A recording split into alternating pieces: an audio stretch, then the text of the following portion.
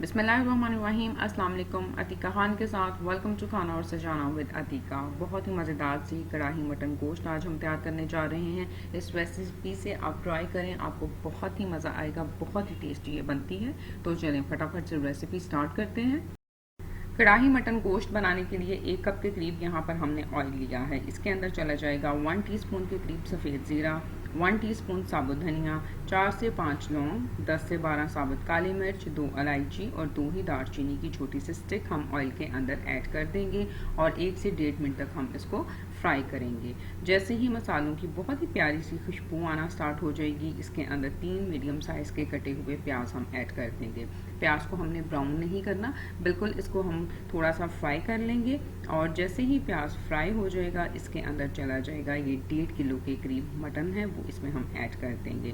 Flame को इस वक्त मैंने मीडियम किया हुआ है और मीडियम फ्लेम के ऊपर ही हम इसको मटन को फ्राई करेंगे और इसमें इसके साथ साथ मसाले भी ऐड करते जाएंगे। 1 टेबलस्पून के करीब लहसुन अदरक का पेस्ट चला जाएगा। चैनल पर अगर नए हैं तो सब्सक्राइब भी कर दें और बेल बटन भी दबा दिया करें ताकि फ़ौरन से नोटिफिकेशंस आपको मिल जाएं। जी, यहाँ पर मैंने इसके अंदर 5 ये देखें टमाटर हमने ऐड करने हैं। टमाटर थोड़े से इसके अंदर आप ज़्यादा ऐड कीजिएगा, ये भी हम काट कर इसके अंदर ऐड कर देंगे। उसके साथ 1 टीस्पून के करीब धनिया पाउडर जाएगा, हाफ टेबल स्पून के करीब नमक, हाफ टेबल स्पून ही लाल सुर्ख मिर्च का पाउडर, नमक मिर्च अपने टेस्ट के मुताबिक आप एडजस्ट कर सकते हैं। 1/4 टीस्पून के करीब हल्दी चली जाएगी, 1 टीस्पून के करीब गरम मसाला पाउडर इसके अंदर डाल देंगे और इसको हम अच्छी तरह से मिक्स कर देंगे। मिक्स करने के बाद मैं इसको कवर कर दूंगी और कवर कर बिल्कुल लो फ्लेम के ऊपर 60 से 70 मिनट तक, या फिर जब तक हमारे पास मटन अच्छी तरह से टेंडर नहीं हो जाता तब तक हम कुक कर लेंगे।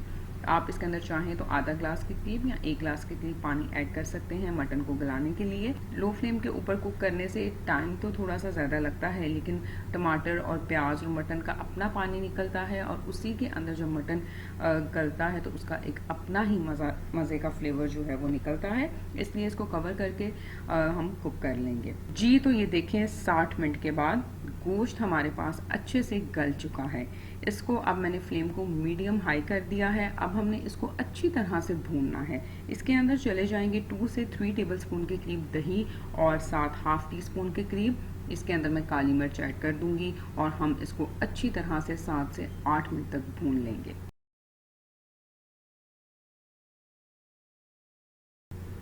जी, तो ये देखें 7 से 8 मिनट तक मैंने कढ़ाई मटन गोश्त को अच्छी तरह से भून लिया है। ऑयल भी हमारे पास सेपरेट हो चुका है। बहुत ही मज़ेदार ये बनता है, इसका जायका बहुत ही कमाल का होता है। इसको ज़रूर ट्राई कीजिएगा और मुझे कमेंट में बताइएगा कि इसका टेस्ट आपको कैसा लगा। तो बहुत सारा ख्याल रखिएगा। फिर मिलूंगी एक नई और बहुत ही मज़ेदार सी रेसिपी के साथ। Stay safe. Thank you very much and अल्लाह हाफिज़।